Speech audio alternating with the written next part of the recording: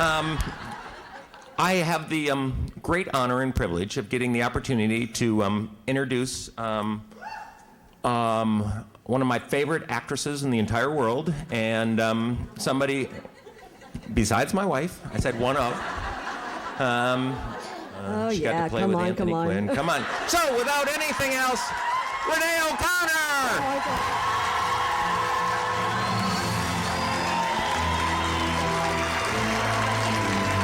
I said, come on. Yeah.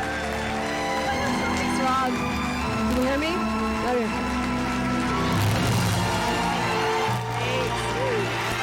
I was wondering how much Rob would say. Thank you, guys. Thank you, guys. Woo! All of you. Hello. New Jersey. Hey, guys. So we have some newbies, don't we? Yes. Hello. Welcome. It's so funny putting Rob on the spot. What's he gonna say up there? Is he gonna write a book about us? I like the no. That's funny. Let's just start with questions. That was so much fun. Raise your hand. Let's do anything. Let's just zap through some. Yes. When I decided to cut my hair. Let's talk to Rob.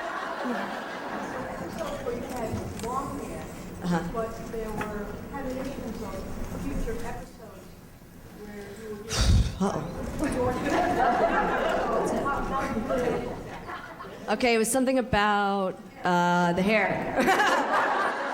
First of all, when I got my hair cut, it was Rob came to me and he said, Renee, we're thinking about cutting your hair. Let's try this out. And they put a wig on me for a little bit, and I thought, this is kind of cool. I look like Peter Pan, I like this.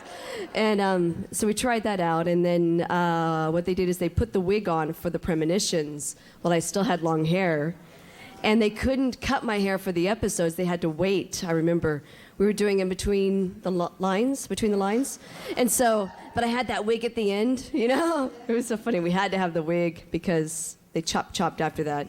I remember going home afterwards thinking, wow, what kind of happened here? It was at the end of the day, and then you're off on your way. It's wild. It felt great, though. It was so freeing.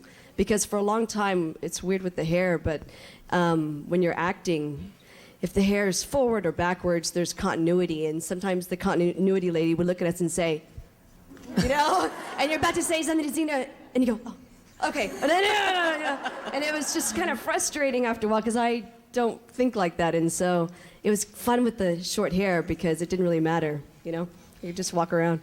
It's fun, as you do, walk around, Hey, Renee, it's really hard for the folks to come up, so they're asking from their seats. So if Okay. you could repeat the question, I will that would be repeat the great. question. Thank you. Anybody else? Woo, yes, in the blue. I was wondering, I know that you have done work with independent films. And I have done work in what? with independent films. With independent films, yes. The current politics, I guess, that are going on in the world in Washington. And there are politics of where? Besides here? Around the world? There are politics around the world.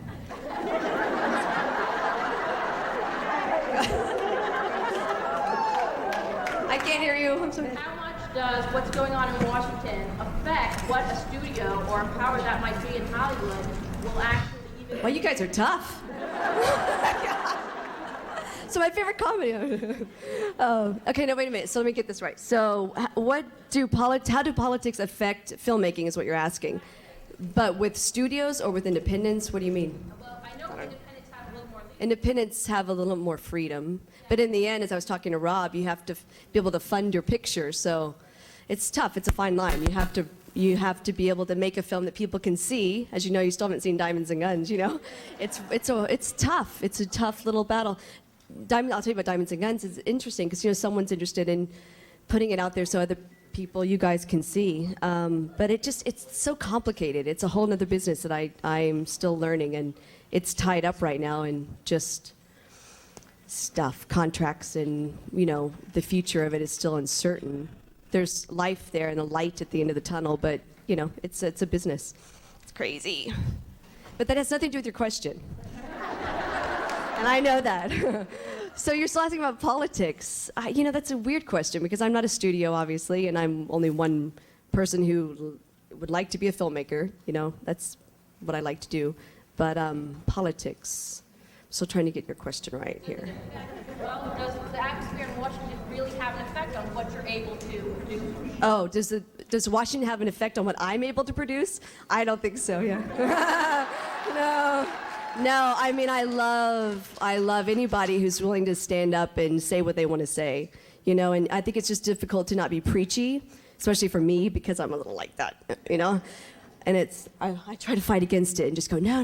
Everybody will see what they want to see in their own time. That's what I keep telling myself. But I think it's very brave, and I love stuff like that. So I hope other people do too. I think it rises everyone up on a higher level as a country, as a person, when you're sort of forced to look at something from someone else's eyes. I think that's why I love, this show so much too. It's great. Yes. In the very, very back, and then we'll move forward, huh? I have a question for you. Within the rift between Gabrielle's hope and maternal instinct, There was a rift between Gabrielle's hope and maternal instincts. Remember that? What's that? did you ever consciously change the way you played against Lucy? Did I ever consciously, I need some water, consciously play Change the way you played with how I played against Lucy? that How I played against Lucy, meaning as Hope. As Hope? Is that what you're saying? Between the two. Oh, yes, of course. Because Hope was fun, but I mean, Hope had all these weird agendas. She wanted to be Gabrielle in this twisted little way that, she wanted to be the person who walked next to Xena. She wanted to be her mother, but at the same time, she couldn't. But I mean, you as Gabrielle, Me as. did it affect the way you played against Lucy between Gabrielle? Oh, it did affect the way I played against Lucy or Xena? I mean, because I can't believe I asked that question. Do you mean Lucy or do you mean Xena? Against Xena, did it affect, did you have in the back of your mind that this woman tried to kill your child? Okay, me as Gabrielle, I definitely, of course, that's how you play with acting. Is that there's something there. Usually, really good acting, I think, that's fun to watch. Is when someone's working for something that's different than what's in their heart. Does that make sense? Anyway, so like with Xena, I think you say things, you try to get her to do something, but in your heart you really want to protect your child. And so you're conflicted because you want to be with your friend and help your friend and do what she thinks is right. She thinks is right, but yet in your heart what you really want to do. And that to me is what kind of pulls you, and to me that's what makes you feel something. When someone has to make a choice. It's hard. Okay, yes, right here. Yes. You went through a lot of costume changes over the season. Did I go through a lot of costume changes over the season? I did. And you guys have seen quite a few, huh? Adam was just asking me, how many do you have? Well, I only have a little closet, I swear. But I haven't packed in so tightly. Do I have a favorite? They're all my favorites. I look at them. Oh, I have to tell you about the one I wore today. Oh my gosh. So I pull this out, and I come walking down, and my boyfriend Jed, he's watching television, and he does the, what? Where did that come from? Because he hasn't seen everything. And I said, I wore this on Xena. I'm standing here like this. And he said, oh, wow, how come I've never seen that before? And I said, well, sorry. And then, and I said, so, because I'm worried about, can I wear this out? I said, well, does this costume work? And he said, well, it shows everything. And I said, okay, be specific. And that was it. I'm like, it'll be fine, So it's like you just kind of learn to go with the flow. And then I actually had, TJ Scott was over the other day, and I was talking to him. He's a wonderful man. And he said he called Nyla Dr. Nyla. I said, what did that mean? I never heard that before. And he said, well, it's because any actress would walk in the room. It didn't matter what her cup size was. She'd come out with the double D, And so he called her Dr. Nyla. I thought, aha. That was a belly laugh. I thought, I know. So it was funny. Anyway, yes. I really miss seeing you on TV. Do you have any plans to do anything on TV in the future? Do I have plans to do anything on TV in the future? The future is so broad. Who knows? In the immediate future, I still don't know. No, not in the immediate future. So I'm going to say I have no plans in the immediate future. We'll just see where that goes. I'm not saying no to. Well, I can't even say that. I am kind of specific on what I like to do, and because I do have a small family, little children, so it has to really mean something to me to go do things. And usually, short-term things are better than the long-term commitments. So it happens a lot, don't you think, with actresses? You know, we're human beings. You know, you gotta make choices. Did I have children personally? Did I have children during Xena? No, I had no children while I was. Would I have played the Hope episode differently now that I'm a mother? No.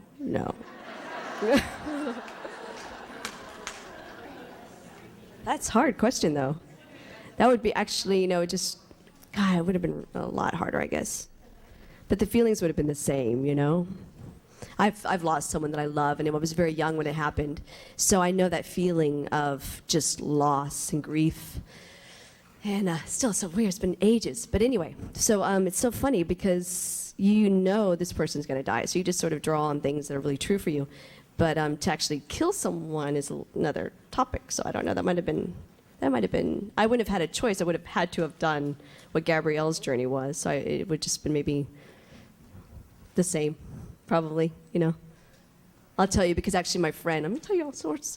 Over the years, you're going to know all about me, But no, my friend was, he was unfortunately in a coma, and they had to make a decision whether or not he was going to live, and he had to go. They had to let him go. So it was very similar for me. It's like I didn't have to make that choice, but I knew his parents who had to.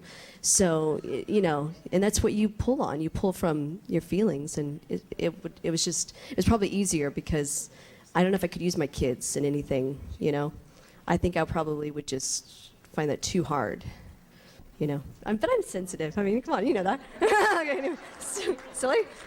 What a silly question. Yes, let's go right here. I'm sorry. Yes, you've been waiting. Oh, thank you. Thanks. She says I look okay. Thank you. Well, you guys have been asking me that. What do I do for a workout? Oh, my gosh, you guys are so...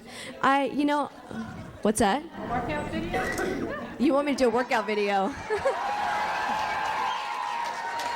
I'd have to go. That's one of the things I do complain a little bit, and I complain. Oh, gosh, not all the time, but I wish I could go work out and do something. So, it's not out of the immediate future. That's probably closer. But I just I balance a lot on my plate. If anyone who knows my little lifestyle, they say Renee has a lot on her plate. They always say that. So. I enjoy being fit, so I don't know, I enjoy doing things that are active, but I'm not a gym goer so much. So I don't know what I would do for a fitness video. What do you think? I don't know. Come on. Do the shimmy. All right. Oh my gosh. Yesterday I was just saying, gosh, I can feel my thighs today, You go alone. Yes, back in the hat. The hat. Do you ever watch yourself and your performances to measure up and change or adjust? Do I ever watch my performances to change or to judge it? No, yourself. Myself. But of course, yeah. But don't you hear that all the time from actors? They don't like to watch themselves. Do you hear that a lot? Do you read that a lot? It's funny. It's true because when you're working on something, you don't judge yourself. Typically you just say whatever you want to say, feel whatever you want to feel, and then later on you might be watching something and you think, whoa, that was, maybe a little more intense than I was expecting, or I try not to judge. Sometimes if I can't really kind of go there, then I just choose not to maybe watch it even. I don't know. Is that interesting? Yeah. Okay. Yes. Yes, in the blue. Mm-hmm. No, not really. I know this is disappointing to you guys. I really don't practice martial arts. No. I had this, I know, it's frustrating. The yoga ball. You guys are trying to get me active here, aren't you? You're trying to get me to work out. Do something, Renee. Get up off your bum. Come on. Do some push-ups. You guys are tough. Sweating here. Yes. I didn't. Did you want to say something? You do. My children do make me active enough. Yeah. Yeah, they are. I swear. Yeah. It's true. They do. Jeez. Do I want my kids to become actors?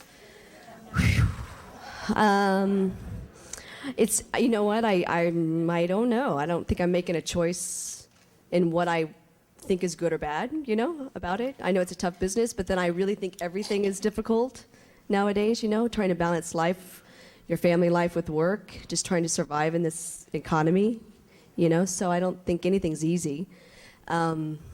I think it's important to have a creative outlet, but I think that's true for everybody. Don't you think? See, am I getting preachy? I'm getting preachy. Tell me to be quiet, you know. You know what I mean? So if he wants to be an actor, be an actor. Do whatever you want. Be free and live life. That's my philosophy, you know. And love it, you know. Love life.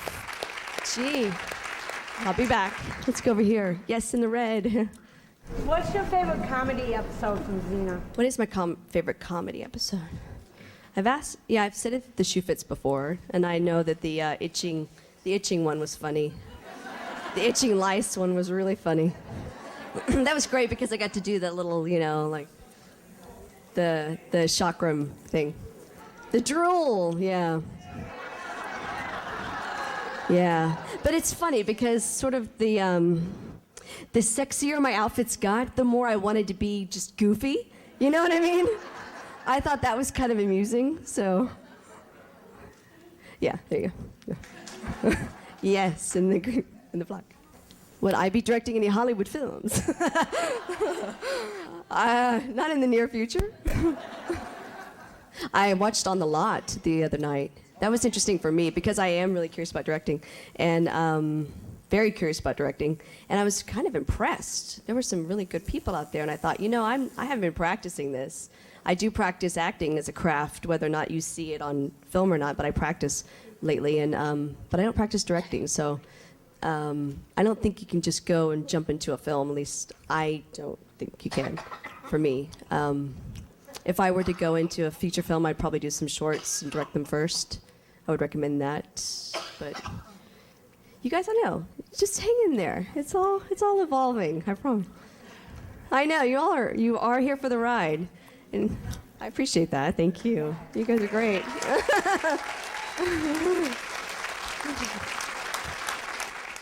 She asked how come I didn't cast Lucy in that because it was a Kiwi. Well, what happened with Diamonds and Guns is I had a very small little boy, Miles, and I was taking a break, and I was really curious about producing. In the back of my mind, I'm thinking, I'd love to be able to produce my own projects. That's what I'm thinking, right? And I'm thinking, and digital media is so easy, meaning that I can go out and do anything I want. And the next thing I know, I go to a party, like a welcoming thing at the New Zealand consulate, as you do, right? You know, and Helena Bevan is there, and she's the blonde, and she's from New Zealand. She wrote this with her friend Dawn Higginbotham, and they had gathered a group of actors from her acting class, and it's the whole cast, everybody. She plays the lead. Every single actor in there is from the acting class that she was in, and had already cast everybody, and had actually someone in mind for Ashley, but it was a friend of hers, and it wasn't really working out. So she said, wait a minute, are you acting now? And that's how it all started.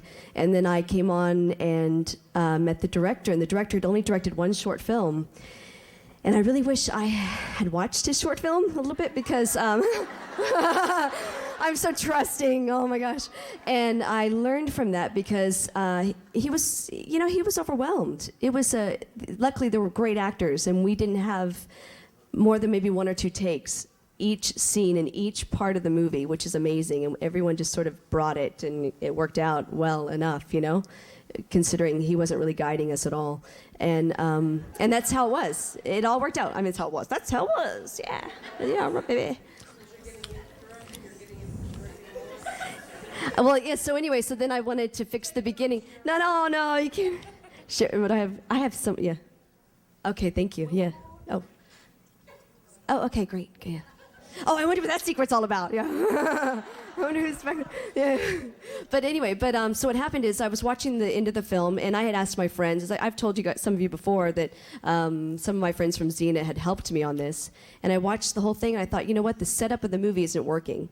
And Helene and I kept watching it going, we can make this better. The director disagreed, decided to end his participation right then. And so we're left with, okay, now what do we do? And that's when I called on to Ted, luckily, and I said, Ted, would you redirect the beginning with me? I'd like to direct, but I don't think I can direct myself. And so he said, sure, of course. And so we came up with this idea, and he agreed to be in it, which was so cool. Because it just makes me laugh. Every time I see him, you know, my heart warms up, and he's so dear, such a dear person. And that's now why we have this opening that just, to me, my purpose was to make it sexy, make it, you know, feminine, and make the comedy come out, because that's where we're going. We're going to this weird world in Vegas. And that's how it all worked. I wish I could, you know, do this with Lucy. That would be fantastic. It just that wasn't this journey on this film. So anyway, that's that. Hi. Speaking of Lucy. No. Yes, of course. I had a question. You, being an actress on TV, requires a lot of times for you to play a lot of your emotions very inward for the camera. And with a show like Xena, with such heavy emotional text and emotional content, was it hard at any point, or maybe not, to play those kind of heavy emotions inward all the time before just, you know, letting them out in certain Yeah, that's a very good question. I think a lot of times I wish I had pulled it in a little bit more than I did. But you know, it's funny, the essence of the character for such a long time becomes that, you know. I think I've been playing more, especially with Boogeyman. I tried something that was much more introspective. You know, I had an idea of who she is and sort of what she's thinking while everyone's talking, but I wanted to play with it completely differently and just keep my little dialogue and reactions much more subtle, because it's a horror film, and I want you to wonder, who's the killer anyway, you know? So I was playing with that. That was a good question. Yeah, with Gabrielle was just, this is it right here. Give it all. Thank you. No problem. So the lady, the dancing, singing woman of our little cabaret show is here. May I introduce the one and only, multi-talented, dear lady, beautiful woman, Lucy Lawless.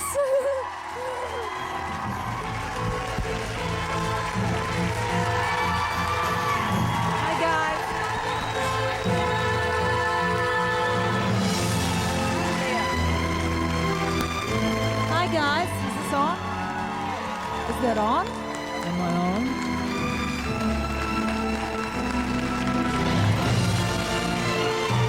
I see you. Is this on?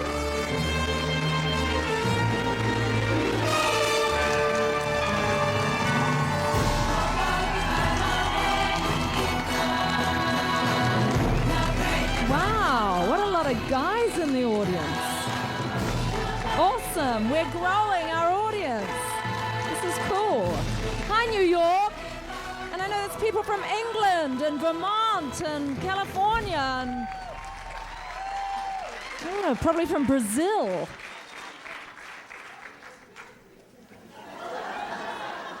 What was that? Welcome to Jersey. Yeah, awesome.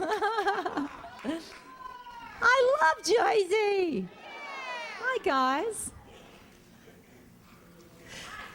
Oh, my, I'm on a little bit of a go slow today. That show kicks my ass.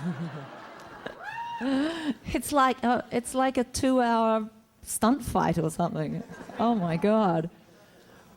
Who was there last night? Oh, wow. Oh, my goodness. And who's coming back tonight? Really? Are you coming back tonight? I'm going to stagger back tonight. I hope I didn't burn myself out. Nah, I'm good to go. I'm good to go. I was say the aisles are a little tough to get through, so they've been shouting them out from the crowd. So if you could just repeat the question, that'll be great. I will repeat the question. Yeah, Renee, why didn't you cast me in your movie? I'm totally kidding. I was off doing Battlestar or something at the time. So, yeah. And you know what?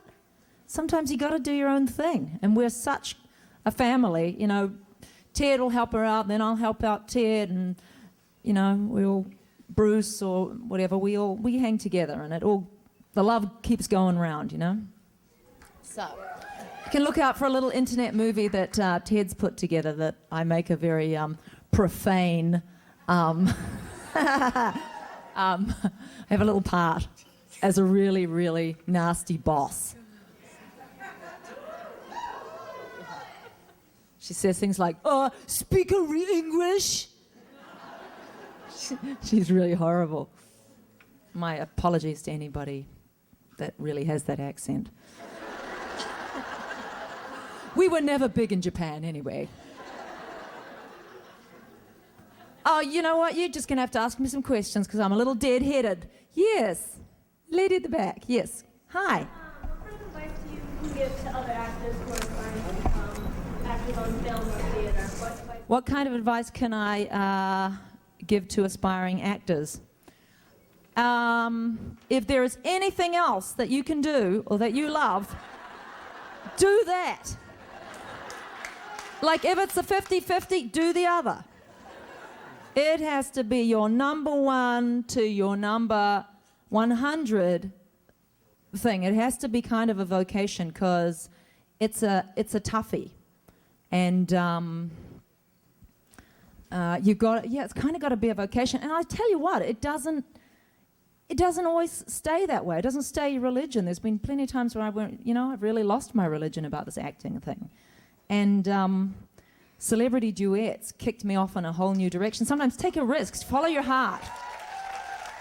Because your agents or your bosses or whoever, your family will tell you not to do certain things. But if your gut, which I believe never lies, if your gut says, I'm doing this because they are having a war in Iraq and or whatever, they're bombing in Beirut, I'm going to do this because it makes my heart glad. You got to do it. You got to do it, and you will not be sorry. Like, risk all. So, yeah, there's nothing to fear except not having a go, right? You don't want to be old and going, "Ooh, coulda, woulda, shoulda." Bugger that. And then sometimes you get the pleasure of getting up on a stage and going, "A-dig-a-dig-dig, a-dig-a-dig-dig." It's big, stupid fun, man. Big, stupid fun. Next question. Yes, Missy. I just want to know which episode, funny episode, did you like the best? Most fun. Of the funny episodes, the most fun we had, oh boy, anything directed by Michael Hurst was really great. The times when I got the most out of control were the Josh Becker episodes, so it was like, I think Fish, Femmes and Jams, and that's that crazy one where the producers were away, and me and Ted and Josh Becker wound one another up so much that we did that stupid WWF thing. And I totally threw away anything to do with the rules of being Xena and just was like Crazy Lucy came out. So I was like going on the ring and everything. Just yeah, that was bad. I got scolded actually by my knuckles wrapped by the producers on that one. What was the question? Oh, the most fun? I tell you what, one thing that I'm really proud of was the old Aries had a farm. Because, and was it the last one we did with Kevin? I think it was. Rest in peace. Actually, he's not resting in peace. He's rocking on where he is. And, but the thing I'm proud about is that Xena's really not the main character in that show. And I took it right back and was just kind of, it was a very, I think naturalistic, I wasn't really performing, I was just being. And therefore, to me, it's it's interesting. That's the time when I've most enjoyed watching myself. Hello. I'm Battlestar Galactica. When we saw Mary McDonnell one time, and she said one of the things that the show does so well is circle around this idea of how dangerous it is to define someone else as only an enemy, And as the show moves toward what will be its eventual end, it seems like we're seeing more and more similarities between humans and Cylons. And I was wondering how you played that and how you thought about number 3. You can't hear, right? He's asking about on Battlestar Galactica, Mary McDonnell said it becomes harder and harder to decipher who is the enemy and who is your friend. And I think that was always plotted. Certainly, we were discussing that probably before when I first was talking to him about coming on board. And it's in the end, you're starting to go, oh, those bad Cylons, and then you go, oh, but hang on, well, they talk about the one God. Wow, that's kind of like us, right? Whether you believe in God or not, that is our Western philosophy for the most part. And they start to become more human, which contributes to the breakdown of their society. And that's why my character got boxed, because they're supposed to be all egalitarian. It's a very New Zealand thing. We're all equal. There's no hierarchy. But there's a kink in her makeup. And she started to become a little more like us, and she broke the rules.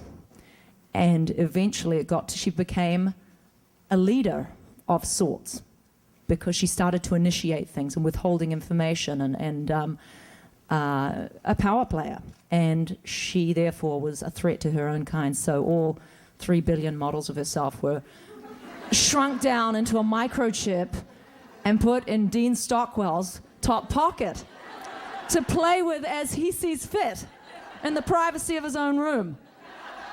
And let me tell you, when that bitch gets out, she's gonna be pissed.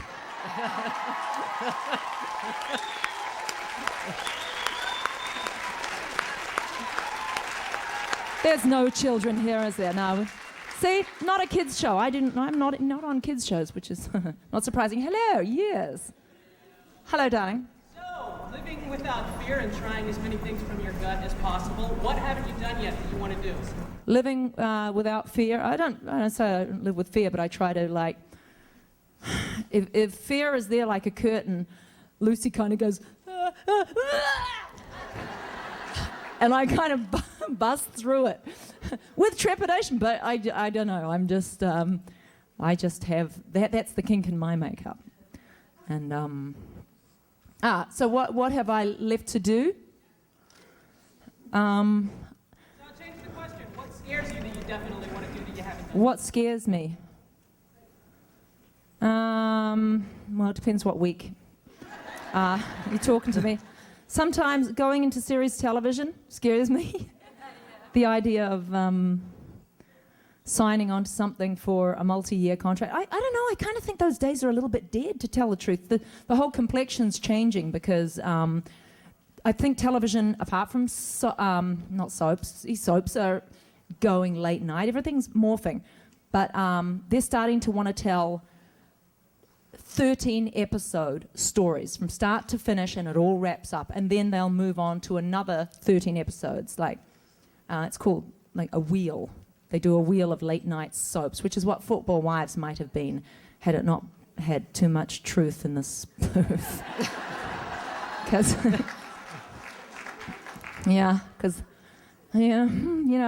football is a $1 billion franchise, so they don't want you to, take any of the shine off it.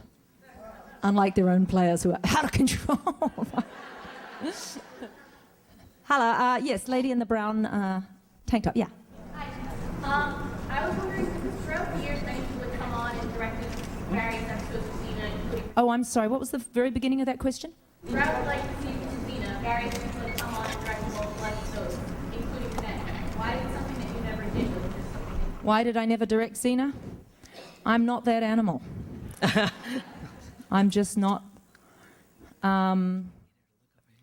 This is why Renee's a really great interview about the show and everything that happened, because her brain absorbs, and she's very analytical and hungry for all sorts of data.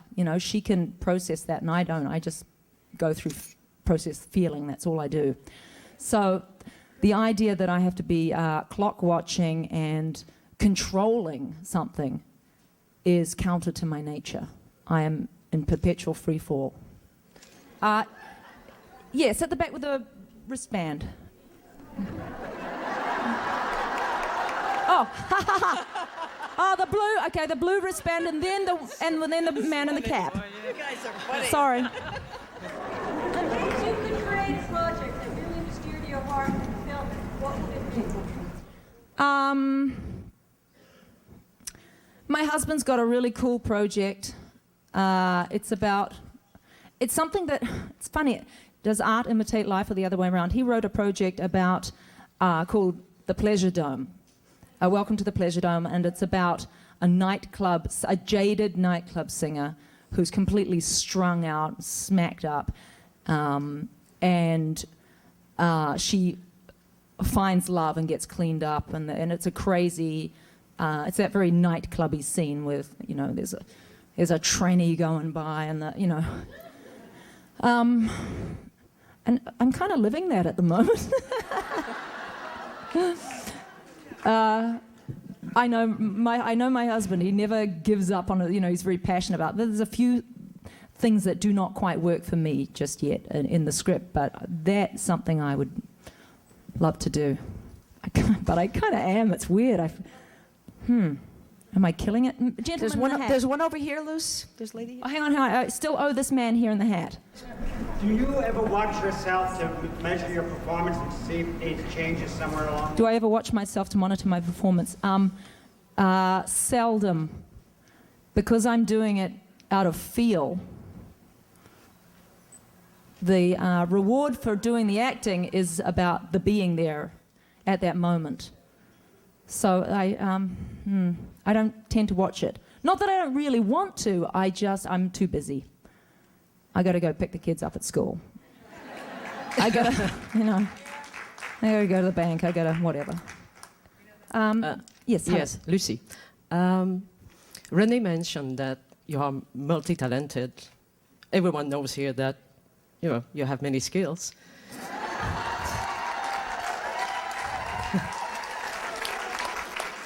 You can act, you can sing, you can paint, you can dance. Can't really paint. Dance? Finger paint. Okay, and dance? Can't really dance, I just feel. Okay. Have you ever thought of writing, not scripts, but writing, short stories or novels or something like that? I write awesome letters. I mean, truly. I'm a genius letter writer. And sometimes if I'm really mad about something, I have to cool it because I can be so savage that things can never, ever read. So I nearly did it with some producers recently. And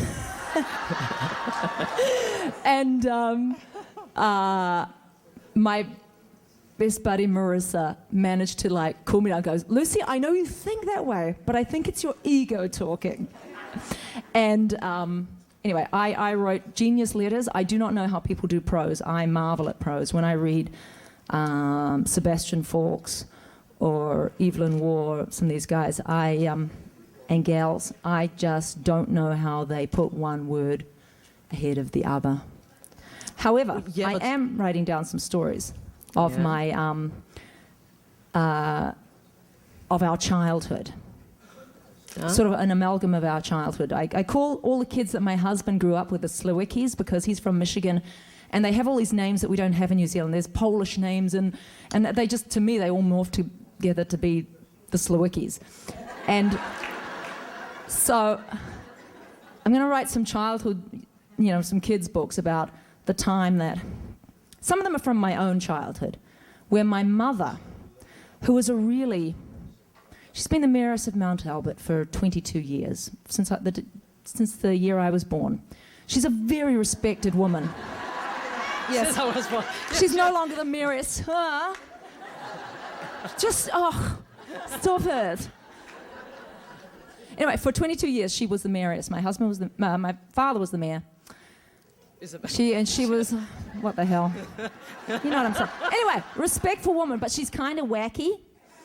And I think I've told you before that trying to teach us non-consumerism, my mother gave her 8-year-old son for his birthday a spider in a jar. And it was a spider that had been living in the lock of my big brother's room for like 2 years, this big black spider, right? And we didn't want to kill it by sticking the key in. Nobody could ever go out that door because the spider lived there. So eventually, it was my brother's birthday, and my mother thought she could kill 2 birds with 1 stone, so she blew it out somehow and bunged it in a jar, and my brother got it for his birthday. Anyway, and then this crazy woman does art, right, charcoal paintings, and one day she was walking home or driving home, and she noticed this fascinating piece of roadkill. It was a hedgehog, and it had so much character.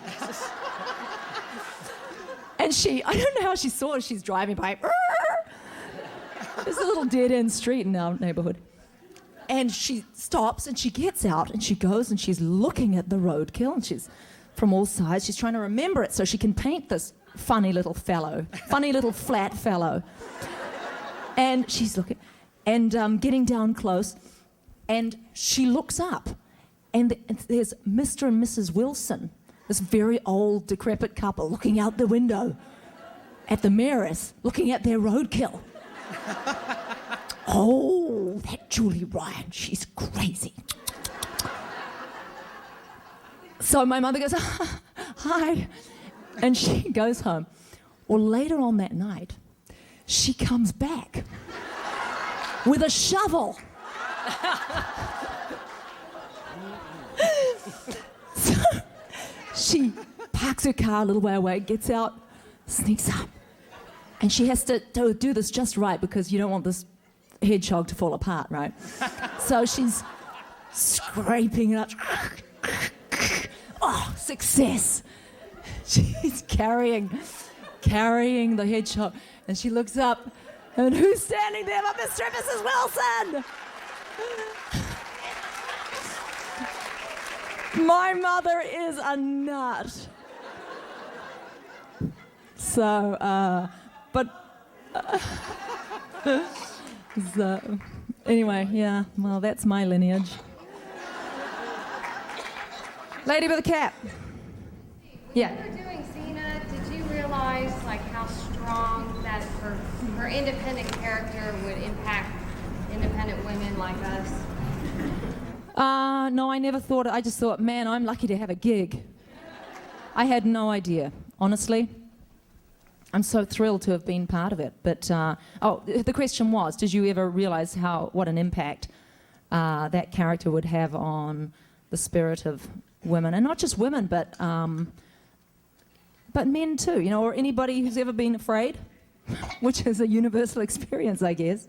So, and the friendship was a big part of it. Everybody wants a friend. So those who going through life, Gabrielle and Xena together, that friendship was the heart of that show. So, and I'm thrilled. Thank you for the impact.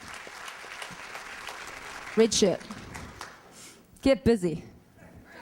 Jesus is coming.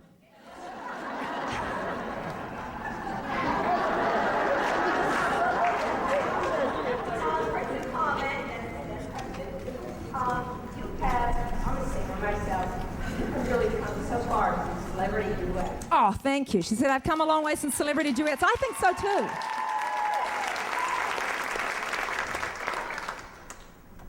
Nowadays, what makes you really sad?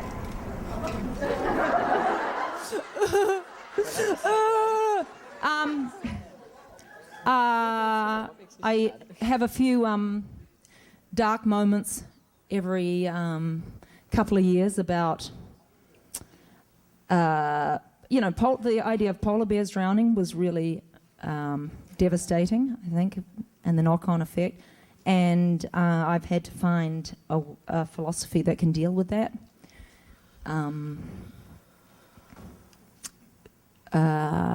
I think the Earth will survive, and if a lot of us don't make it, I think that's okay. There's too many of us on the planet, I'm sorry. Did that answer the question? She said, what makes you sad? Now I've made you sad. Get busy. I think we better get happy. Beautiful lady with the red hair there. Yes, you. I called on Wednesday and talked to you at the Raw Dog show, the radio show you were on. And I was a mother that said my daughter herself. I have a big Sweet 16 party for her, but she wants to come to the convention instead. Oh my goodness.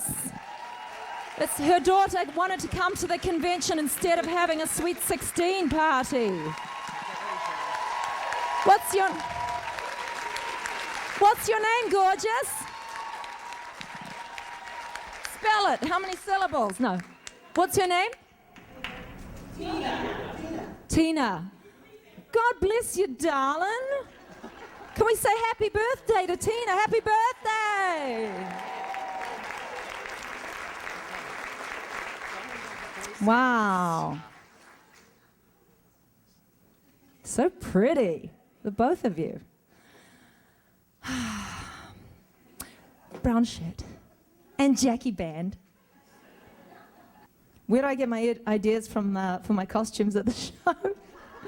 I kind of feel like I want to change them. I mean, I love them. Well, I mean, I did bring other things to wear, but I felt like, you know, that space suit, if people have heard about it, if you've heard about it, you kind of want to see that one, right? Oh, they want the chaps. Well, yeah, I split the knee the other day, and so I put them in the shop, and I just picked them up. I could do that. But hang on. If anybody who's coming tonight, are you going to be disappointed not to see the space suit? Stand up if you'll be disappointed.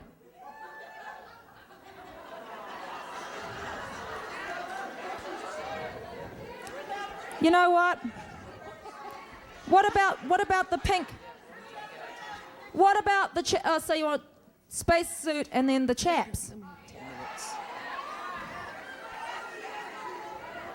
That's what I'm going to do then. All right. All right, next question. Yes, ebullient lady over there. I believe that you practice yoga, is that right? Yes, I do practice Iyengar yoga.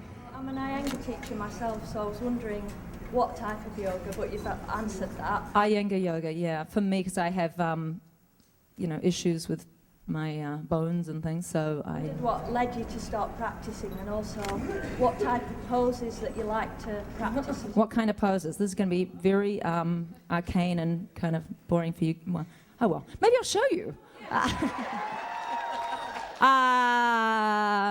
Down dog. You know what I really like is handstand. Handstand builds a great back. And anybody can do it. Sometimes it's a bit scary the first few times, but it's also really joyful when you do a handstand. It lifts your spirit. And when I was going in for a very important network meeting for Football Wives, I was out the back doing a handstand because you can't think about anything else. You cannot get nervous when you're in a handstand. So it has a great beneficial effect for, any kind of anxiety. It just short circuits that. You know, if you start going down the plug hole, short circuit it. Do a handstand. Do a handstand. No, I can't. I can't do a freestanding one. Zena could, but young lady here. Yes. I'm from London. Do you have any plans to do an international tour? Do I have any plans to do an international tour? Maybe we should.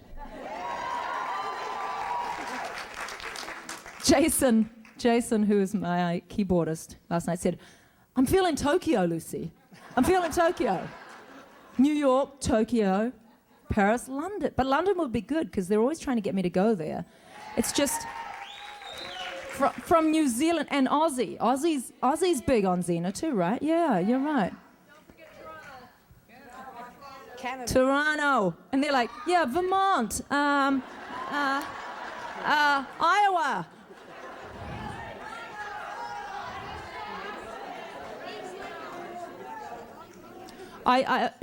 Yes, I will be in Los Angeles next year, probably, right?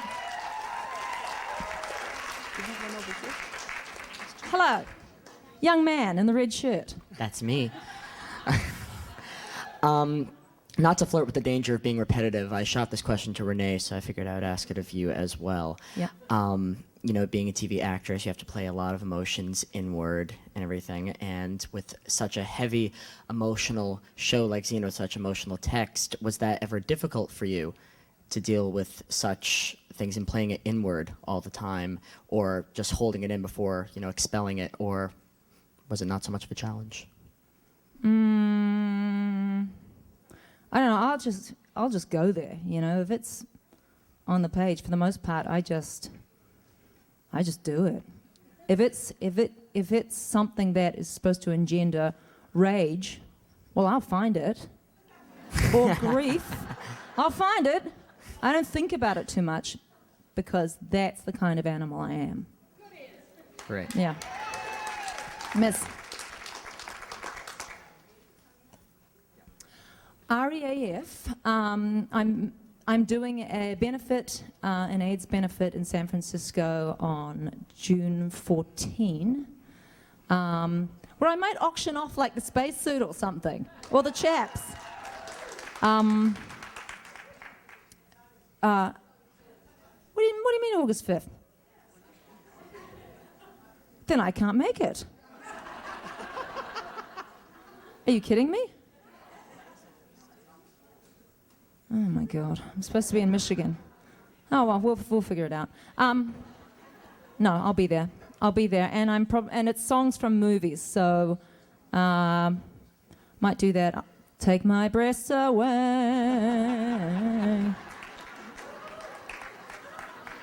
Stop taking my breath away. Yes, miss. She's wondering if I would ever record the song that my mother sang to me. Actually, my mother used to sing, "Hush, little baby, don't you cry." Maybe, what was the song? I've forgotten it. Did my mother really sing it? Was I making that up?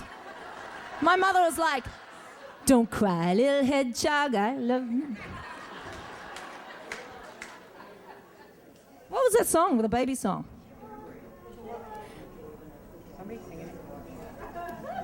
You know what? No, my mother did not sing that. That was Joe LaDuca, because that had to have been Joe's, because you can't sing somebody else's song without paying some big fat royalty. And I might have been mumbling something, but you have to change a little bit, otherwise. But that song, you're right. Thank you. This young lady knows. I remember now. Is it something I'd ever record? Nah, baby, I'm doing rock and roll. I did a lullaby actually from my friend Eric's album. What's it called? Unexpected Dreams. Yeah, I did one of Eric's songs. Yes, miss.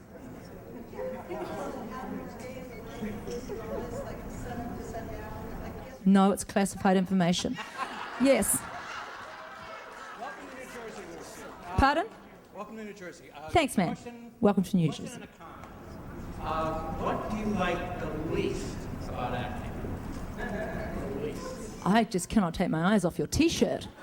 You said what I like the least about acting. Yes, I'll have Sharon give this to you. But I hate waiting around for asking other people to give you a job and going, "Oh, please let me do it. I'm really good." And then you go in and maybe you're not on your game that day, or you haven't had enough time or something, or you're just not what they're looking for. Well, we all hate that. And that's constant. But I hate wanting them to give me a job. That's more. So, therefore, I've stopped that. I'm doing the frictionless ride, man. The singing thing is just too much fun. It's too good. Somebody new. Yes, this young, gorgeous girl here. Yes, you.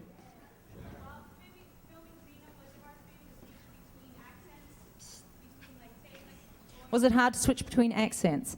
At first, there were times, and we had a dialogue coach, and he instead of saying, he said, "Lucy, it's not formidable, it's formidable." And I was going, "Nuh-uh.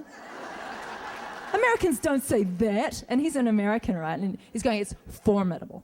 And so I could never say that word. Like, you can hear the whole 6 series, when I say we'd be a formidable duo, I was going, "No, it can't be formidable." But it is. Yes. Is there a reason I'm not doing Come to Me? Do you know what? I recorded this with RuPaul, who was there last night. I'm so gobsmacked. Why am I not doing that?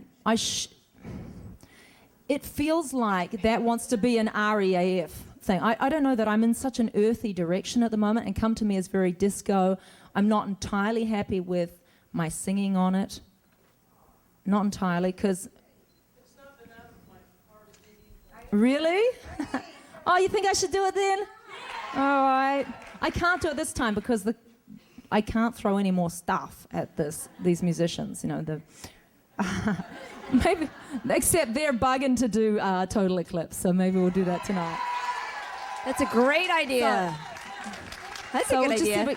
Come out, Ren. I was just saying that last night. Rob was asking what other numbers. I said, why doesn't she do Total Eclipse? She's so great at that. Can you do it?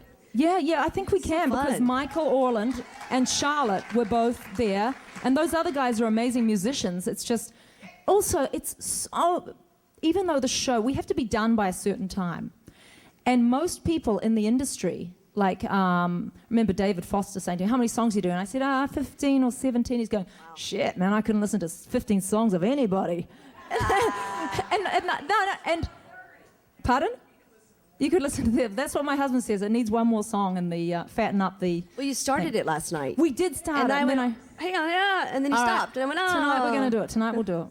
There we go. See, you just have to ask. What's going on? I was going to ask you a question. I can't remember. I had a question for you, but I don't remember what it was. I've got a question. Young lady in the pink top.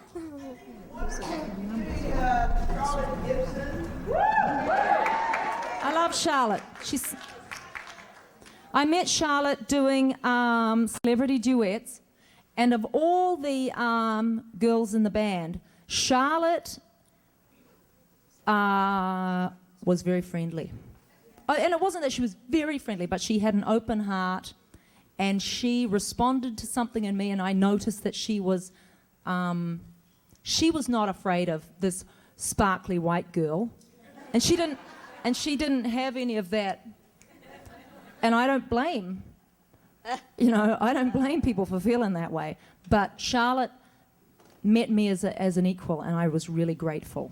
She allowed me to be her equal as a human being on the stage, and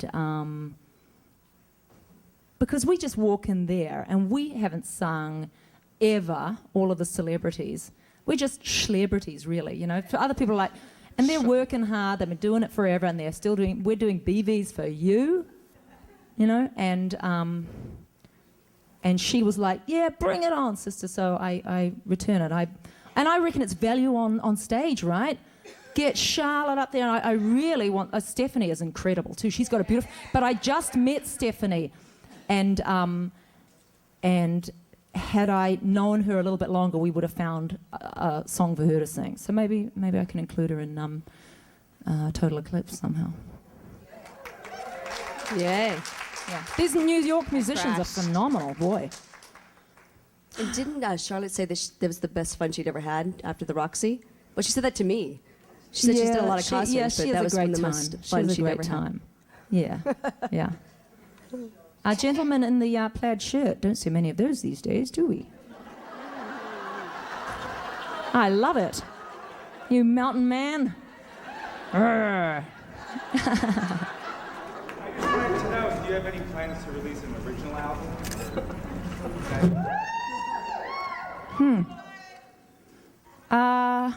I hadn't planned, but I guess that would be a next logical step.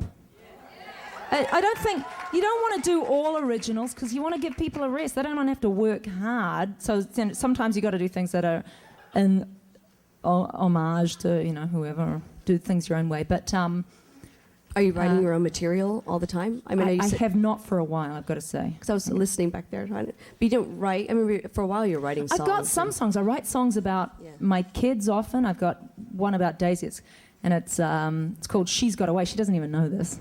But it's like... how does it go? See, sometimes my own songs I kind of fit in, but it's she's got a way about her. She's got a way. One man's poison, one man's meat. Somehow you're born with a knowing it all tastes sweet. that sounds weird. Wow. But you got away. There'll be no stopping you now. You got away. You say everything's gonna be groovy. You need the backing vocals, but I do have a couple of songs and one about my other kids. And I heard a story about you. Yeah. I heard that as soon as you landed, you got in your Barbarella liquid metal outfit and walked the streets of New York. And they said nobody even looked. They're like, of course. Is that right? Is this true? No. Well, no, we stopped a little bit of traffic in some places, but I meant, well, of course. But I mean, no, New York is just you go. Of course, people they were think, there. yeah, they think you're one of them. Yeah, If you look like a loony, they go, oh, New York. Isn't that funny? It's hilarious. Ren, you have never looked better. Thank you. Never. You're so sweet. Oh my God! And for all of you who have never seen Renee dancing in the outfit that she bought, woo! Thank you. Yeah. You're so funny. Amazing what kids do to you, huh? Well, I know you guys ask. You're busy. You're so busy. It's so crazy. Kids make you look better. Last night, we went backstage to change, and Tig was back there talking to her friend, and I said, oh, because I'm gonna have to disrobe. Well, Lucy's gonna disrobe here in a second, and they're about to leave. And I'm like, oh, okay. So we're gonna sit down, and they realized that this is the show. We're both getting disrobed and changing. I'm just being gossipy and fun, just for you guys, Anyway. I'm so fun. I'm cheeky. I could not follow that at all. Are those two hands up for a question?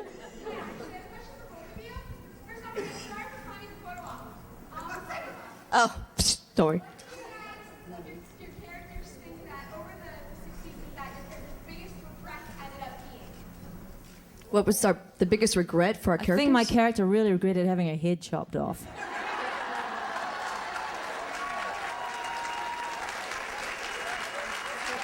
It's like, was it worth it for 40,000 souls? Not so much.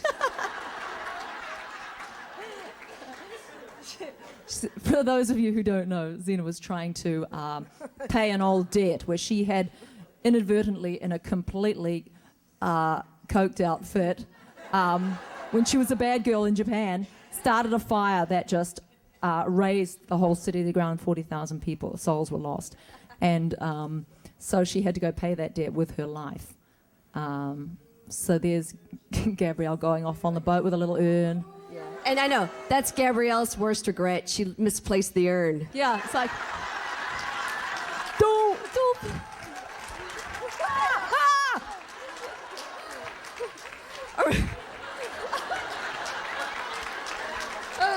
Misplaced my ass. She spilt it. Like, it's like, oh my God. Great shoes. I like your shoes. Little toes sticking out. hello. Are you English? German. Austrian. Have you been here before? Yeah. I recognize you. Sina, you both were pregnant during one time.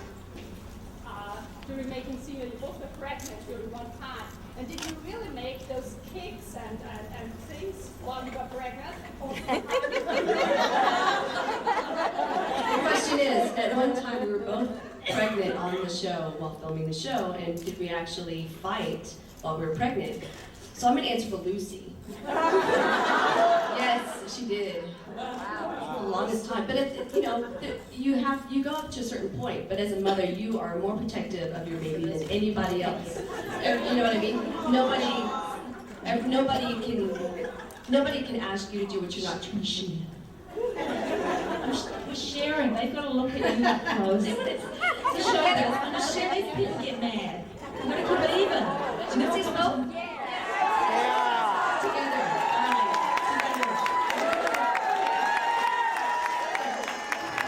She's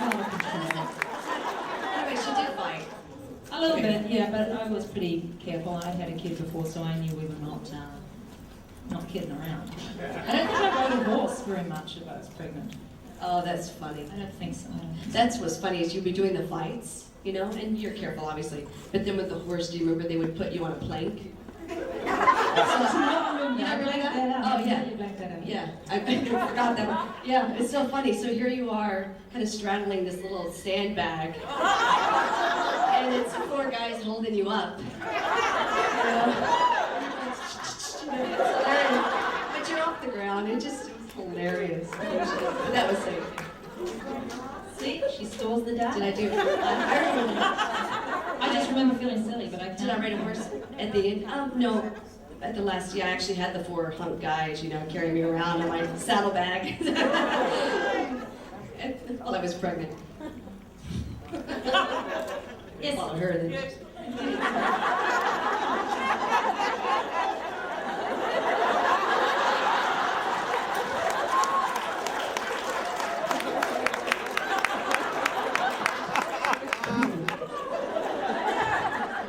the other lady with the dark shirt on here?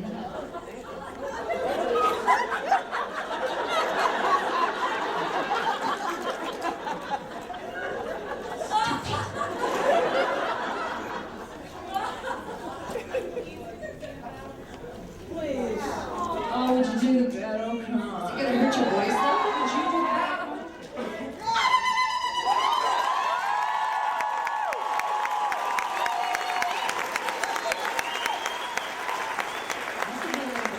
She's singing, you know. I'm just slow in the Yeah. Even when we were filming, it was really hard. We were practicing her singing. You're getting right back into it again. And I remember it was really hard for you to do the battle cries and that fighting because Lucy's very guttural, and to do that, and I don't know. And so she would do these screeching sounds and then try to sing later, and it was hard for her to. It was hard for you. Let's talk about it, man. I mean, yes, my life's been really, really brutal. What?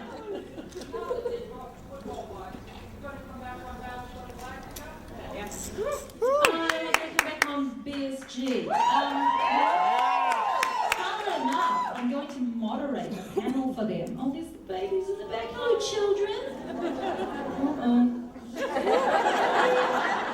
Hello, babies. You are so pretty. Your mummy does your hair because she loves you so much. Wow. I'm sorry, I'm going to come back on PSG. I don't know. The short answer is, I don't know. But I'm moderating this panel, which I think is really funny. And I can't imagine why they would ask me because I'm going to be like this silly. On a very serious show with a really serious audience, you know. Right. Yeah, new person there. Yes, blue, yeah. With all the scenes that you guys shot over all 6 years, are there any that stand out to you and think are special, stand out really clear and vivid in your mind? I can only think, see how the water ripples and churns. Yes, that was mine. That's right. It was what? That was Dreamworker, right? Yes.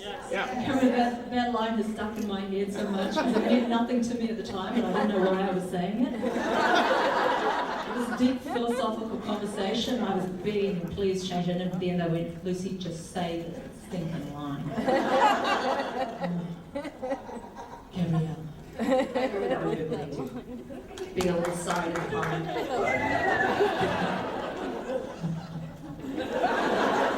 See how the water ripples and churns.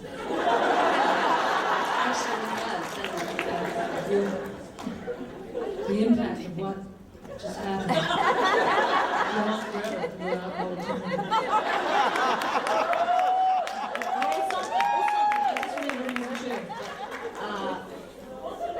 At the time, I was just like, oh, give me a break. It was too deep for me. Yes, hello.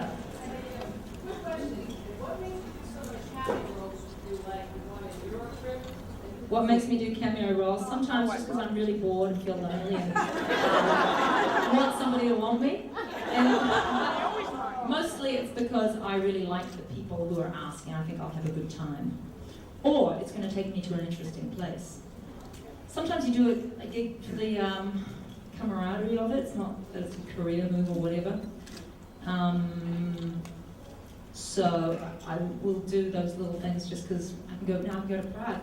And I'm so glad because everybody will tell you, again, the agents, people say, oh, I don't really think you should do this, it's not a step up. And I said, I don't care, I want to go to New Orleans. And do that terrible little show about bikes.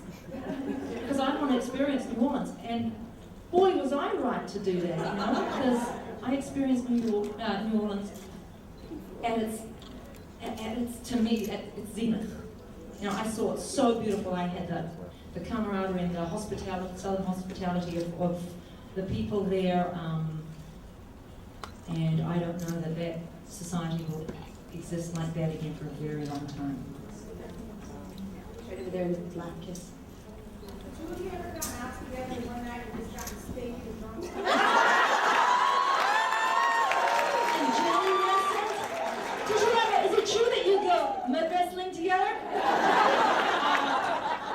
She's walking away from the question. I don't think we've ever gotten stinking drunk together. Not stinking drunk, no. We were always pregnant. One or the other, you know. Doesn't look good. It's not a good look. We just went to that burlesque club one time. Oh, we did go to 42s and yeah. But no, and we don't drink particularly to excess, except that one time, Sharon. Don't talk about holding my hair all night long.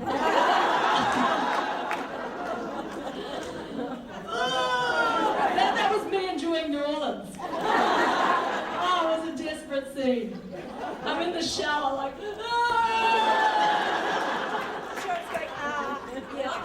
you missed a spot. Just head for the center of the bowl.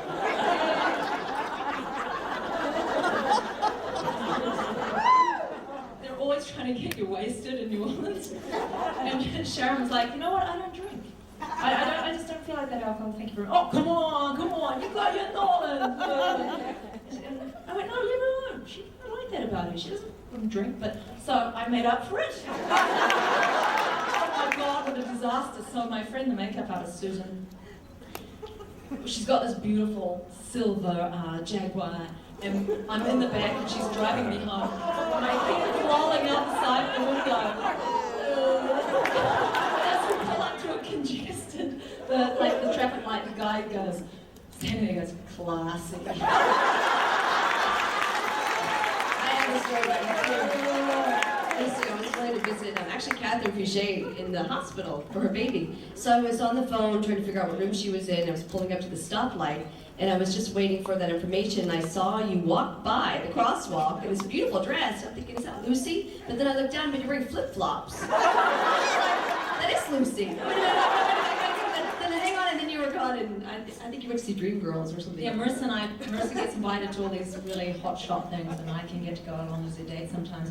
The premiere of Dreamgirls, because she's connected to that whole Broadway scene, you know.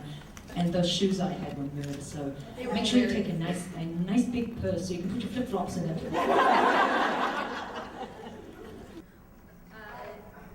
If you ever are lucky enough to have a Xena movie, would you like to see subtext become main text or remain subtext? If there was ever a Xena movie, would you like to see subtext become main text?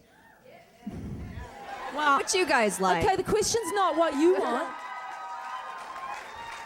That's not everybody. It's interesting. Chemistry. What's it? You know? Yeah. I don't know. I think. Because Lucy cracks me. I don't think the stories are ever about that. You want it to be. If you want it to be, I believe there are fan sites you can go on. If they do a Xena movie, it's got to be a rockin' story, man. Thanks, Brian. No, I'm good. Right here in the red, yes. Any other costumes like banana, rain or something like that? Did I get to keep any costumes? Did Lucy get to keep any costumes? I definitely kept I stole some that costumes. go-go one at the end, you know, from... Yeah. The one we were both in, though. Yeah. Yeah, I stole your dancing double because I couldn't fit in yours. Though I was 6 months pregnant at the time. Or more, 8 months pregnant. Wasn't Yeah. I? In that crazy outfit. Yes, we both have costumes. We did keep some, and I gave most of it away to charity and stuff. Hello. I haven't framed. I don't have a frame. 11 years ago, you met her. Oh, and you... And you hugged her and really changed her life. And Really? Oh, well, God bless you. Why? She says that I hugged her daughter, whose name is Jenny, and changed her life. How so? because she was having a lot of trouble at school, and they were giving her a really hard time, her teachers, and she was very insecure. And She's saying that her child was having a tough time at school. you had, she had turned me on to Tina, and she just loved the character, and she just represented something so strong for both of us, actually. Fantastic. My brother to shove it. Sometimes the brothers don't get it. But, well, I am honoured to have played a role in of any sort and any size. I'm sure your mum is really your hero, but thank you so much. Thank you. It's amazing what a hug can do, eh? We are all so starved for hugs, right? There's that guy in the subway giving out free hugs and people hugging him. Did you see that in the paper the other day? Wow, man, we got to get a bit more connection back. Could have been a pickpocket, yeah. Free hugs, genius. I didn't think of that. Yeah. Yes.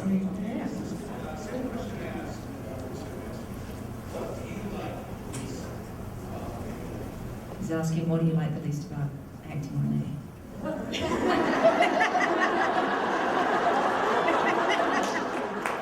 was your answer? I said, wanting the people who give me a job, validate me. Oh. Just another question. Why? Is that painful for you?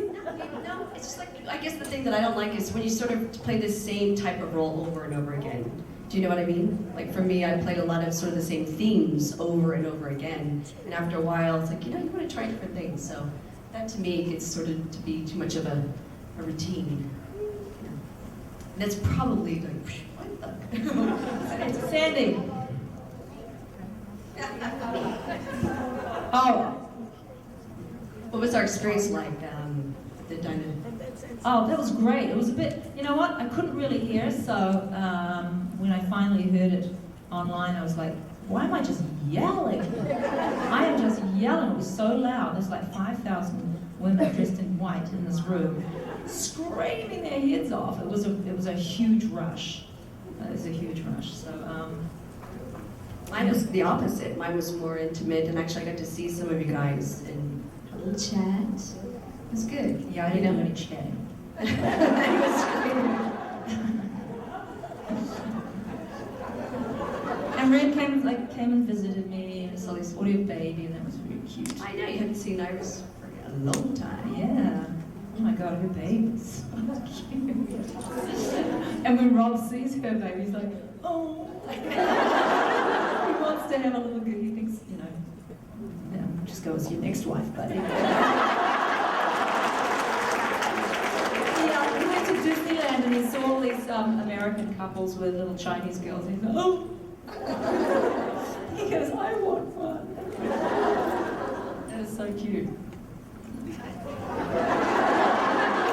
I hope your next wife appreciates it. Hello.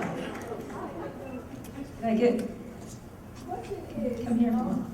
Come to the mic so that I don't have to repeat. Okay, the question is, before you got your roles on Xena, did you do any really bad extra work, that non-speaking roles that I still do bad extra work. Non-speaking roles. Oh sure, yeah, I started out in a New Zealand soap. My very first line, my first featured line, I was only supposed to be a non-speaking extra, but I ad-libbed something. And some guy was being really cool and I went, Rudy Toot Toot.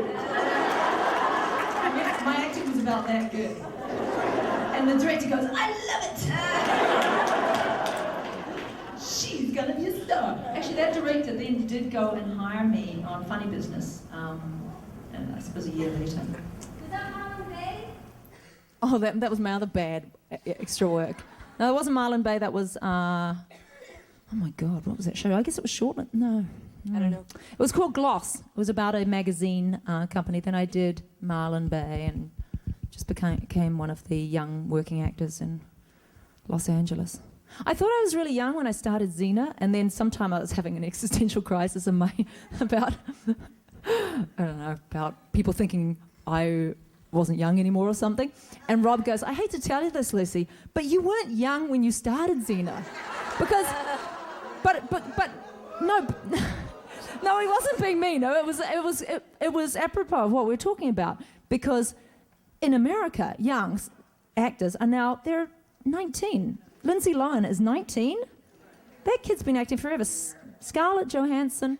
Why? No, I'm not saying, we're not talking role models here. We're just talking about how the industry looks at age and everything. And you know what? I always just adapt as I turn to face the enemy. So if there's something that I can't control, The enemy. yeah. If there's something I can't control, I develop a philosophy to cope with it. Just shapeshift. Ducking and diving. Yes, miss.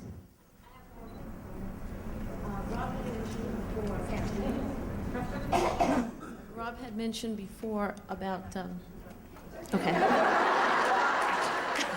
Is she telling you how to use the microphone? She always teaches me, and I always forget. Rob mentioned earlier that the executives just don't see the importance or the validation in Xena to make a movie. And I mean, look at the community. It brings people from internationally in one spot. I have met my friends about less than a year. I had started watching Xena. We met on your Yahoo group, and we're really close friends, and we decided to come to the con together. And I think what's more important than bringing people together, and what's, you know, the CSI do anything like that, you know? No, but those guys aren't. They're doing accounting. It's bean counting, and they don't yet count this ineffable quality that we kind of know about. There's a lot of there's support and love and connection between human beings that doesn't show up on their ledger books. So don't worry about it, because listen to me. Yeah. Seriously. We just do our own thing. It becomes a movement and a real force for good. Like And it sustains itself, you know. I mean, you guys get to come together. It happens. It just, you find other facets of it. But unfortunately, it is about units. You know, it's crazy, but it's such a business. It's all that. Yeah. You know, but you know, it's nothing to do with look at the friendship. That's the longevity always, you know. Yep. Yeah, these guys all met through their, and you only came to Xena a year ago. Amazing. Isn't that wild? A lot of people made a lot of friends. Yeah, good. She's doing it to her cardio. That little girl there. Oh, yeah. Yes. Am I going to make an album? Or a music video? There's lots of music videos. The White Snake with Lucy on the... White Snake. The Tonica tape. You know what? Yeah, I should. Absolutely. It's all getting. It's in a way. It's getting easier. In that you don't have to wait for a big record company to come along and go, "Oh, we think you're the biz." Now you can kind of make things yourself. The trouble is that you have to actually go and make it all happen yourself. So, with Renee in it. But it's true. I mean, if you guys want things and there's a need out there, then it really shows, right? Then it's worth doing for you to do all the work or whatever it takes, you know? Right. If That's right. It's true. Lady in the corner. I don't know if you guys keep up with like fan fictions or fan artwork or whatever, but have you ever seen anything that just like freaks you out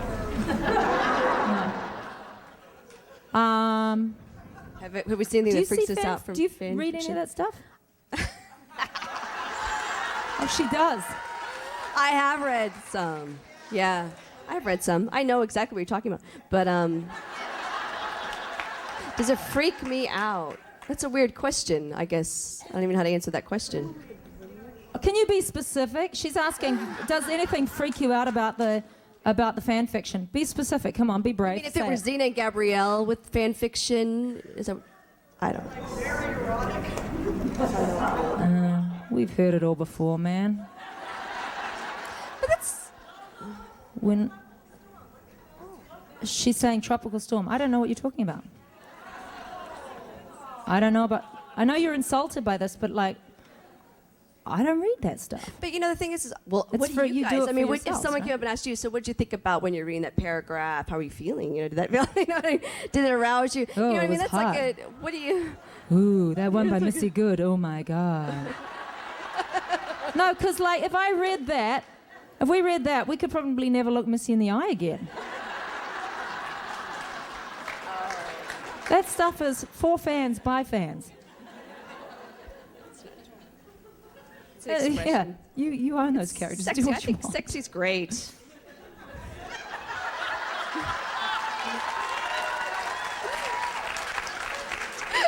Yeah, I don't care for it much myself.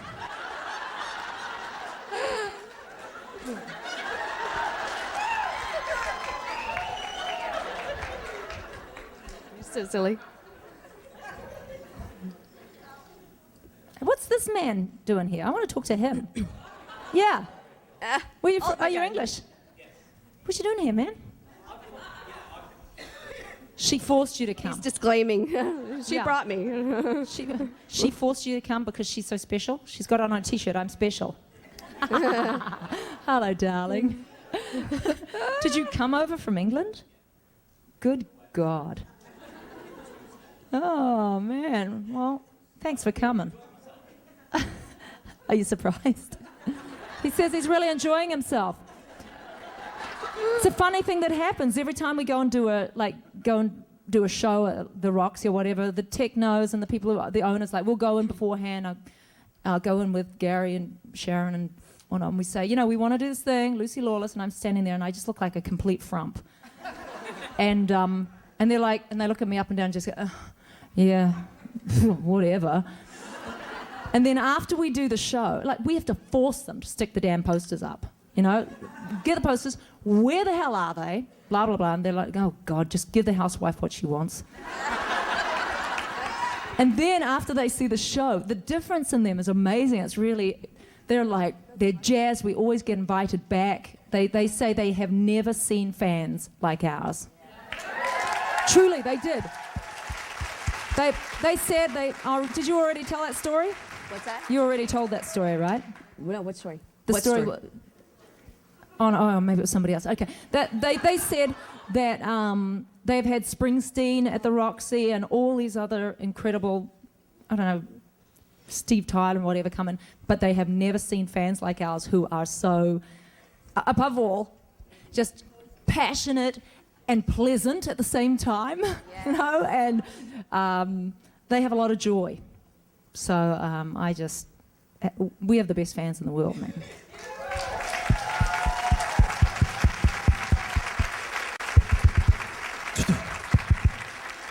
Way in the back, way back there. And don't in the forget this tan, side. yes. You guys haven't been over here in a Yes, while. sorry, yeah, okay. Yes. If it had been up to you guys, how would you guys have written the ending, Gina? If it hadn't been, Had it up to you, the ending, how would it go? if it had been up to Lucy and I, how would the ending go?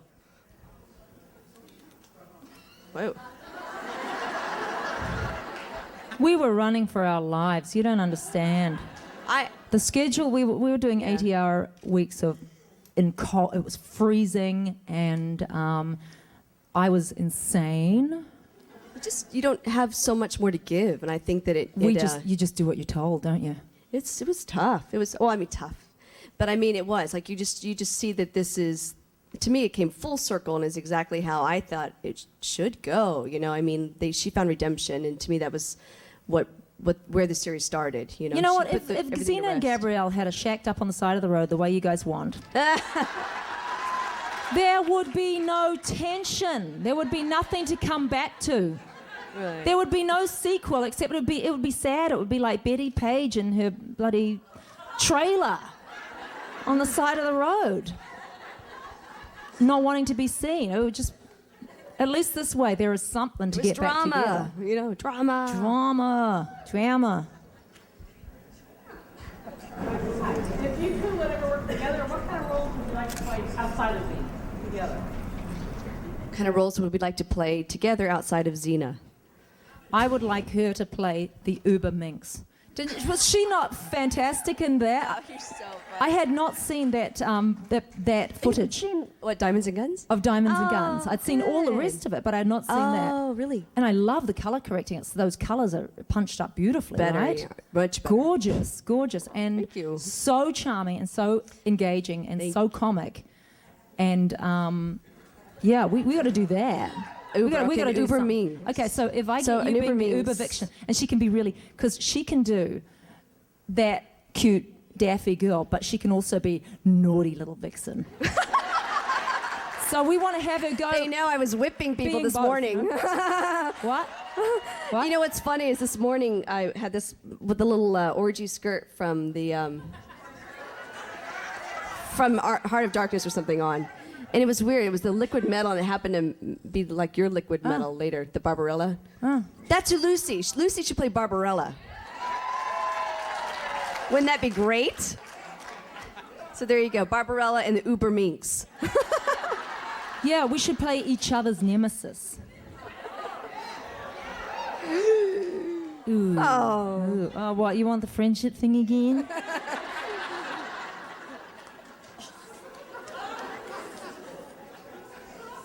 We got 5 minutes, kids. I gotta go and be photographed with policemen. So. Hello, no, young lady, sort of not yellow hair. What color is that? Yeah, you touching your hair. Hello, what? Strawberry red. Strawberry shortcake, just like in the Scott Peterson trial. Did you see that? Was anybody as interested? I was fixated. No. Not interested. Fixated. You were not interested? Not interested at all. I had the alert. I had the court TV alert on my cell phone. Oh my God! Verdict alert. It's horrible. Really? What? Ah! He's really? Oh my God! So fascinating. Then in Keith Ablow's book about his mind, the mind of a person. Was it Confessions? No, that might have been Nancy Grace. I read Catherine Cryer's and Nancy Grace's and Keith Ablow's, but his was the But best. you were just playing the part on the trophy wife of the Footy Wives, right? I call it what Footy are we Wives. talking about? I'm still talking about Scott No, Peterson. but was that why? Because you're trying to find ways to play this character that was sort of villainous. No, that was long ago. No, that was long okay. ago. Never Scott mind. Peterson's been in bloody Alcatraz or I didn't know. somewhere for it. I didn't know if you just. I don't know. You could have just picked it up. You know. No, I'm just. I don't know. I wanted to ask you about Akemi. In the last episode, Akemi had come out of nowhere, and I just wanted to really see Xena and Gabrielle kind of end up without the mix of Akemi in there. So maybe he wouldn't have died. Akemi. Do you mean did Akemi. Akemi, who came out of nowhere, she's saying, change the ending? Did she get in the? She's not what you wanted to see. I don't. Again, I'm so funny with the. Did we like her? She's great. No. She means, did you like the effect story- of the Akemi Laughing right storyline, there. the old girlfriend coming back into play? Don't play coy. She wasn't even a threat. What do you mean? She was the old love. It's so funny. No, I didn't even think of it like that. It's funny because to me it was like the history of her and then sort of where her character needed to go. But then, as you guys said before, that moment where she's passing on the heritage, passing on the. Oh, that's right, because Xena gave it to her, but never told. Yeah. What are you talking about? I remember now. Yeah. Oh, that's what you were jealous about. Your No, character. but the thing is, I don't think my character really was jealous. I don't think I played her in a jealous way. I don't think she was jealous. Did I?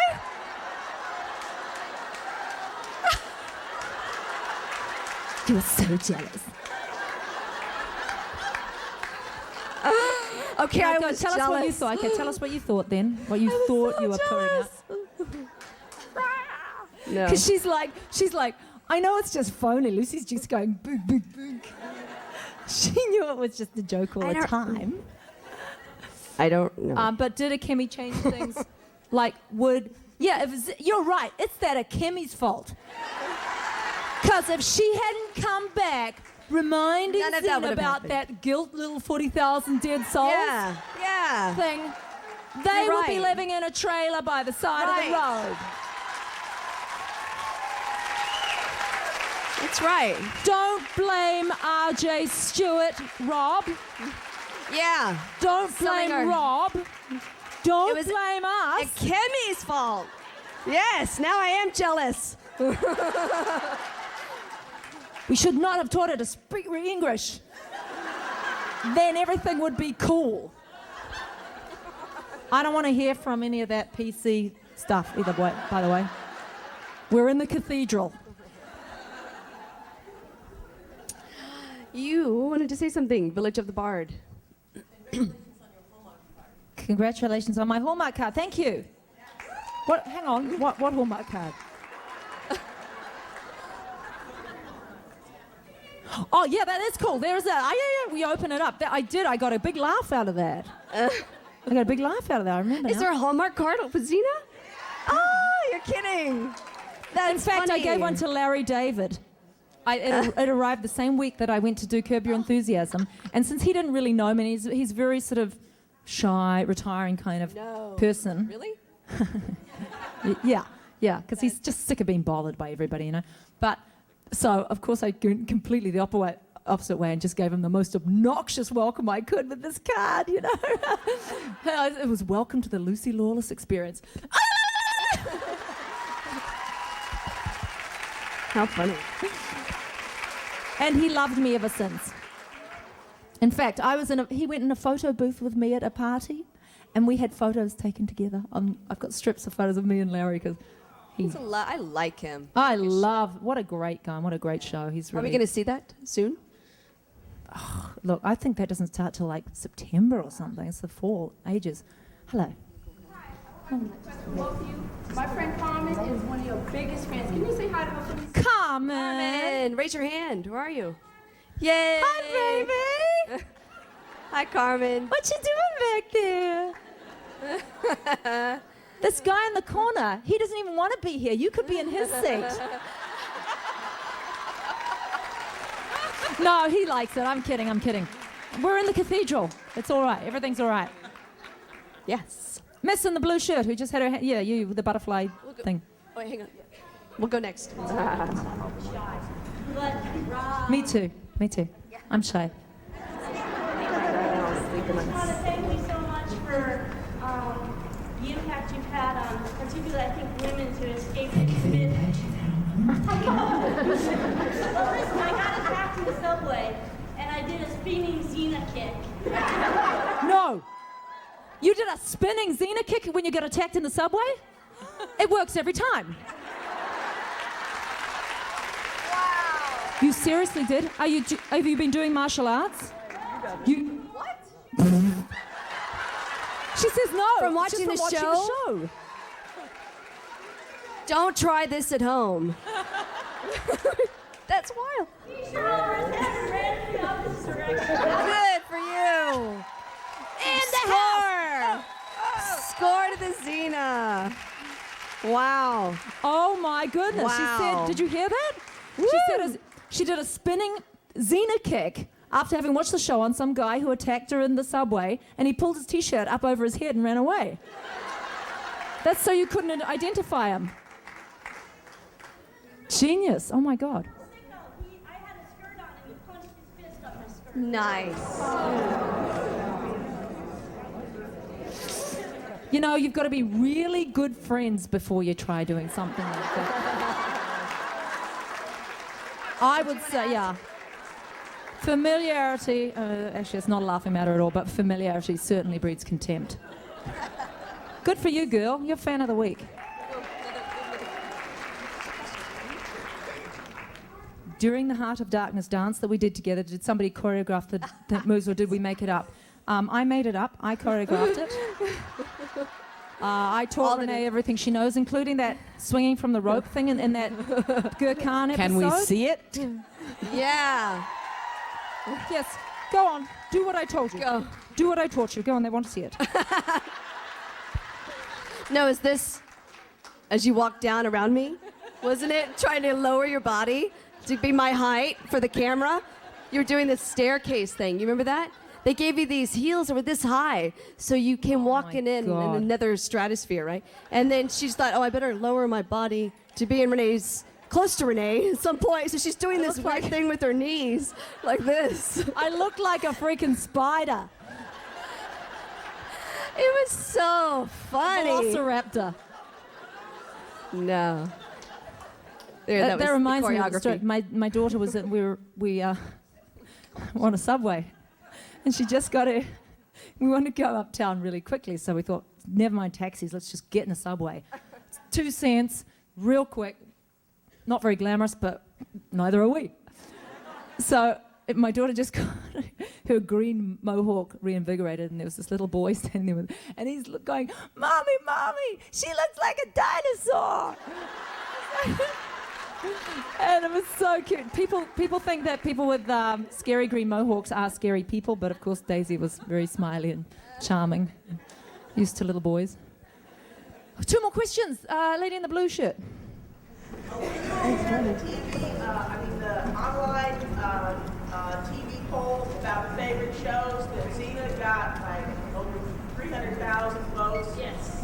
When was that? Were you aware that Xena on some online poll got voted favorite TV shows?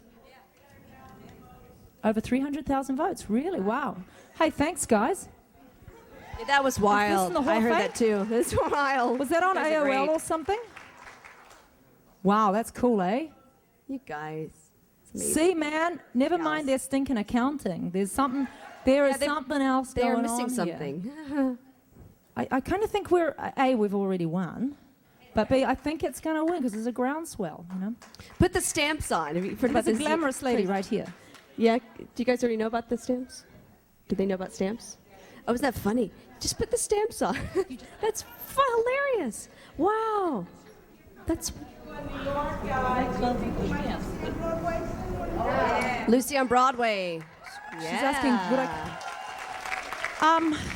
I would love to. I would actually really love to. It would have to be the right show, but my kids are at a tricky age to pick them up and move, and especially schools in Los Angeles are so hard to get into that if you lose your spot, you're, oh my God, I can't even tell you. It's just, it's such a nightmare. And they don't let your kid graduate. If he's like 6 years old and they say, you can't graduate, you're going to have to repeat. Yeah, BS, that's silly. So you know what? Could happen, probably not this year. Thanks, babe. She says she'll wait. Speaking of, don't you need to go do your show tonight, eh? I know, I do have to go. Do you want to ask one more question? Get one more question, man. One more You question. be the baddie. You pick. Yes, in the black. Here, yes. Question to both of you and Sharon. Will you come back next year and do another convention on the East Coast? That's up Sharon. We come back next year on the East Coast. I don't do many conventions. I only do it with these guys because I have a long relationship and I kind of trust them. But so we'll talk about that. Yeah. Come to Florida. And there was some pretty girl there, lady with long hair. Yeah. Oh yeah. What's your favorite place in New Zealand? Favorite place in New Zealand? Oh yeah, Mount Albert, Oairaka Rocks, best roadkill. For me, it's forest. The Best forest in Banner. Muriwai. I love the beautiful forest around Muriwai Beach. We film there all the time. To me, it's just magical. I remember once we went into this one area we were going to be filming, and we had to be blessed by the Oh yeah, you have to wash your hands before you step in. Yeah, to step in so we could And film wash your there feet. because it was a very sacred area. There's some amazing places. And I really like that Queenstown a lot. But when Renee finally does kick my ashes over the side of the boat, I want it to be in the Hauraki Gulf, that sparkling harbour of Auckland, where I live and have loved always. It's got putakawa trees, which are like bottle brushes. It's a native plant in full bloom at Christmas time, and there's an So island. you'll be along the coast there. Yeah. And I'll be in the forest. No, I do not want to be buried out Bethel's Beach. No, I don't. I can't explain it. I just don't. It's not on my top 10 list of places to be buried. It's because we're half naked there in the winter, in the mud, right? Yeah, With the waves coming. yeah. We've been crucified there. Tried it, didn't like it. Yeah. Well, guys, we're going to let Lucy go. Are you guys going to come tonight? I hope you do. Yeah. We'll see you all. With Lots of love, chaps. thank you. We want chaps. Thank you guys so much for being here on the coast. Thanks for coming. For being the chaps. with us all the time. Thank you, thank you, thank you. Yeah, y'all rock. Bye, guys.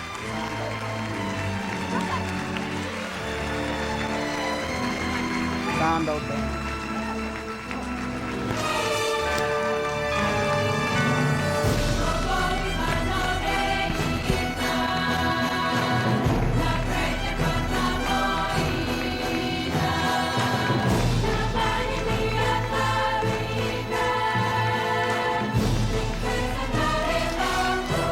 I'm not going to do Dancing with the Stars, no. Renee and Lucy.